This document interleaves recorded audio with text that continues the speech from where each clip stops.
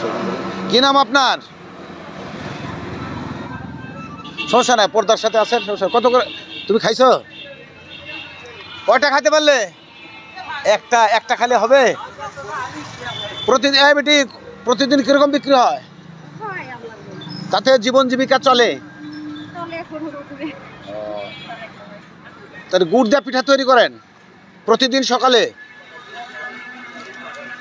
প্রিয় দর্শক মন্ডলী, গুড় দিয়ে পিঠা তৈরি হয় এখানে।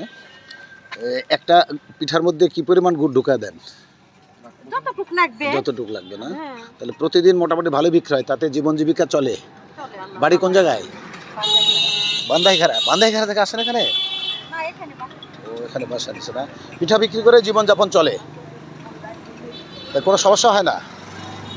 প্রিয় দর্শক মণ্ডলী, সকালে শীতের পিঠা, ভাপা পিঠা বিক্রি করে এই মহিলাটি জীবন জীবিকা নির্বাহ করে সৎভাবে। তাকে অনেক অনেক ধন্যবাদ জানাই যে পিঠা বিক্রি করে জীবন জীবিকা করে, তবুও মানুষের কাছে হাত পাতে না। হালালভাবে রুজি করার জন্য সমাজের একটি দৃষ্টান্ত হিসাবে থাকবে বলে আশা করছি। ধন্যবাদ দর্শক মণ্ডলী, আসসালাম।